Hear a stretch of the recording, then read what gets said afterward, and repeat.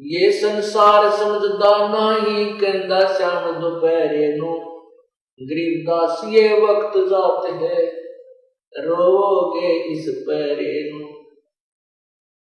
ये संसार समझदा नाही कहंदा श्याम दोपहरे नु।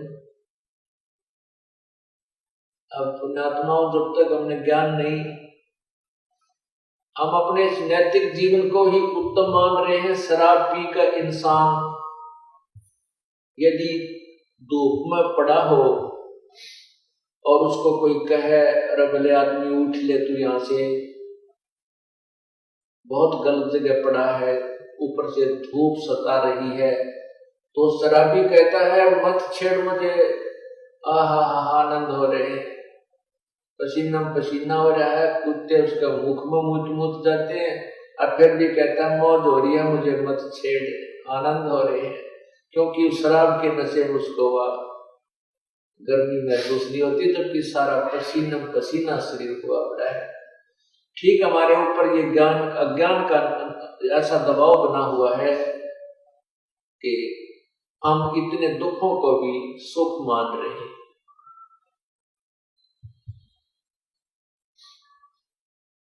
परमात्मा कहते हैं कि जैसे ये संसार समझदा नहीं कहंदा श्याम दोपहरे नु। एक व्यक्ति के 4 लड़के थे,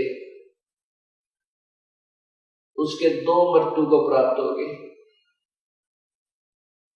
और एक व्यक्ति के 4 थे, 4वां मर गए। अब वो किसी रिश्तेदारी में गए हुए थे किसी की मृत्यु के उपरांत, तो वहां बतला रहे थे, वो कहने लगे भाई उसको सांत्वना देते हैं लोग, जिसके किसी के 1 पुत्र था, जिसके 3 पुत्र थे, 2 थे, 4 थे, 2 की मृत्यु होगी। तो वहां वो व्यक्ति पहुंच गया जिसके 4 थे, 4 मर गए। तो अन्य व्यक्ति कहते हैं भाई तेरा तो क्या दुख है, देख इस बेचारे के 4 पुत्र थे, 4 मर गए। तो जिसके 2 मर गए उसने सब्र कर लिया चोखा, मैं इससे तो सुखी हूं, इसके 4 थे, 4 मर गए और मेरे 2 मरे। तो परमात्मा कहते हैं ये संसार समझदा नहीं कहंदा श्याम दोपहरे नु। हमने तुलनात्मक एक दूसरे को देखकर अपने आप को सुखी मान रखा है, या सुख नाम की चीज नहीं है। ये संसार समझदा नहीं कहंदा श्याम दोपहरे नु। गरीबदास ये वक्त जाता रो के इस पैरे, इस मनुष्य शरीर के जो समय है ये पैरा है, ये पहर होती है। जैसे 8 पहर का एक दिन रात होता है, यहाँ पहर का अर्थ समय से संबंधित है कि इस समय को याद कर रोया करोगे, मनुष्य शरीर नहीं रहेगा। कुत्ते बनकर गली में खड़े होकर के सर्दी के मौसम में और ऊपर से ठंडी ठंडी फवार पड़े, वही भक्त वो व्यक्ति जो कोठियों में बैठा था, कारों में चला करता था, एसी चलते थे उसकी कारों में, परमात्मा की भक्ति की नहीं, आज वो कहाँ लेटा हुआ है, उसी कोठी के पीछे गली के अंदर कुत्ता बन के और वही ऊपर को मुंह करके रो रहा है। उस समय उसको याद आती है मैंने भगवान की भक्ति नहीं की, जिस कारण से ना कोठी रही, ना कार रही, ना वो सुंदर शरीर रहा। उसके लिए परमात्मा कहते अच्छे दिन पाछे गए, अच्छे दिन पाछे गए, गुरु से किया ना हेत, अब पछतावा क्या करे भाई चिड़िया चुगी खेत। पुण्यात्मा, आप एक स्टूडेंट हैं, आप एक विद्यार्थी हैं, और आपको परमात्मा पाने वाले विद्यालय में प्रवेश प्राप्त हो चुका है। अब जिनको प्रवेश प्राप्त हो चुका है अब भी नहीं पढ़ेंगे, अर्थात अभी भक्ति नहीं करेंगे, तो क्रियाएं आपको बताई जाती हैं कि खरे नहीं रहोगे, फिर बाद में कैसे पछताओगे। एक समय ये दास जब जेई की सर्विस करता था, वहीं पर एक मजदूर मजदूरी कर रहा था, और जब वो पढ़ा करता था वो मजदूर, उसका एक साथी पढ़कर एक्सियन लग गया इसमें B&R के अंदर, अर्थात सड़क के महकमे में।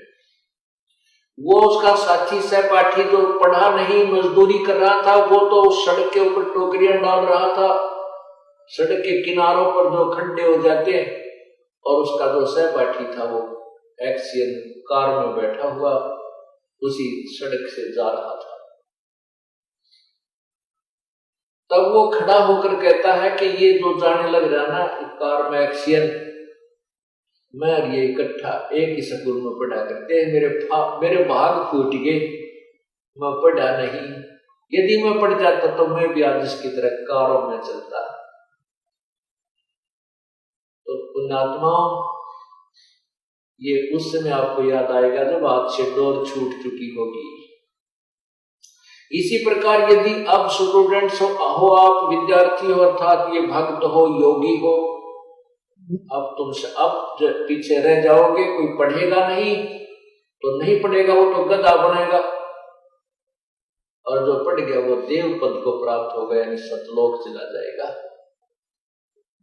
फिर बाद में वो गधा पछताएगा, देखो मेरा साथी था, ये तो पढ़ गया, अर्थात अपने सब कर्म धर्म को ठीक रख के अपनी भक्ति को सफल कर गया, आज ये सतलोक चला गया, मैं यही पढ़ा।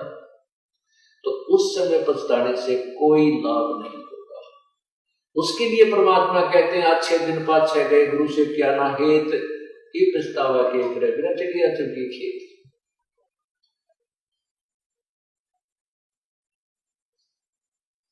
अब पुण्यात्माओं, ये चोट है जो सत्संग में आत्मा को जगाती है, ये झटके हैं, ये उठा पटक है जो कपड़े को धोकर उसका मैल निकालता है, ये परमात्मा की वाणी आत्मा को चोट करती है, इस आत्मा को झंझोड़ कर रख देती है, जो यहाँ ये निश्चिंत होकर बैठ गई है कि ईद तेरा कुछ ना बिगड़े और तुम उसलिए मौज करेगी। नहीं, परमात्मा कहते तू जाने मेरी ऐसे निभेगी हरदम लेखा वरना रे।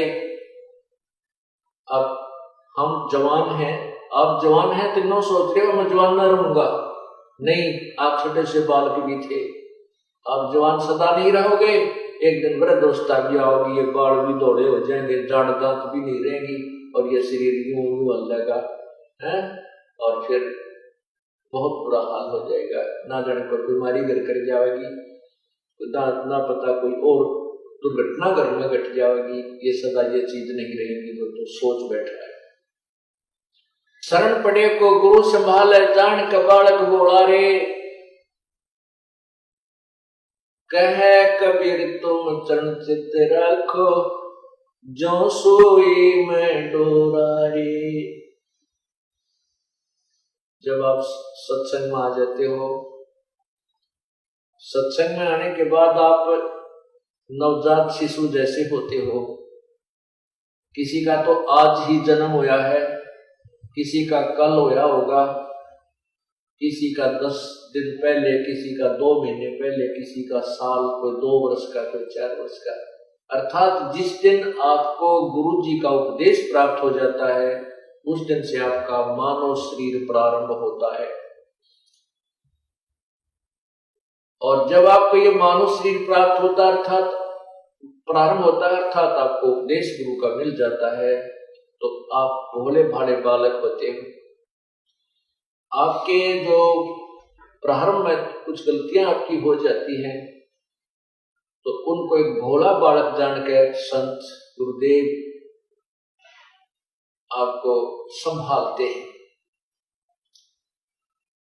अर्थात आपकी गलतियों को क्षमा कर देते हैं, आपको मांजते हैं, धोते हैं, परमात्मा के से मिलने योग्य बनाते हैं। जैसे बच्चा ने टट्टी पेशाब करके सारा शरीर खराब कर रखा होता, कपड़े भी खराब कर रखे होते, तो माँ उसको सीने से नहीं लगाएगी, पहला साफ करेगी, धोएगी, और फिर उसने नए कपड़े बना के सीने से लगाओगी, प्यार करेगी, दूध पिलाओगी। इसी प्रकार परमात्मा बताते हैं कि शरण पड़े को गुरु संभाले, जान का बालक ढोला रे। आपका क्या कर्तव्य है? आपका केवल इतना काम है कि कहे कबीर तुम चरण चित राखो, जो सोई में डोराए। आपका इतना लगाव गुरुदेव में होना चाहिए, आपका इतना प्रेम बढ़ जाना चाहिए अपने गुरुदेव में, जैसे सुई के अंदर वो धागा डाल दिया जाता है, उसके लटकता रहता है, इधर जाओ चाहे इधर जाओ से दूर नहीं होता, और वो लटका रहेगा धागा तो यूजफुल होगा। तो हमारा आपका इतना ही काम है कि अपने गुरुदेव के अतिरिक्त आपके गुरुदेव अपने गुरुदेव से दूर ना होना। द्वार धनी के पड़ा रहे और धक्के धनी के खावे, कहे कबीर सो काल झक झोल ही, भाई द्वार छोड़ ना जावे। द्वार धनी के पड़ा रहे और धक्के धनी के खाव, 100 काल झकझोल ही पर द्वार छोड़ नहीं जाए। अब जैसे ये काल ने झकझोल करा था अपने साथ, ये जो कांड हुआ क्रोधा कांड, ये काल का झकझोल था, और अत्याचारी लोगों ने अपने पाप बढ़ा लिए, और हमारे बच्चे इस ज्ञान को समझ चुके थे, इसलिए धनी के द्वार से दूर नहीं हुए। कहते हैं द्वार धनी के पड़ा रहे और धक्के धनी के खावे, 100 काल झकझोल ही पर द्वार छोड़ ना जावे। परमात्मा ने कहा कि सत मत छोड़ता सूरमा, और सत छोड़ने पच्चा, सत के बांधे लक्ष्मी फेर मिल गया। अपने कर्म धर्म ने मत छोड़ना। यदि थोड़ी बहुत कोई आपत्ति आ जाती है और उसमें आप क्रियाक्रम भूल जाते हो तो फिर गलत है। नहीं, अपना लगे रहना और फिर देखना आपके फिर वही मौज कर देगा परमात्मा। सत्य के रहने से कोई जो का तुम आपको सब वस्तु प्राप्त हो जाती है।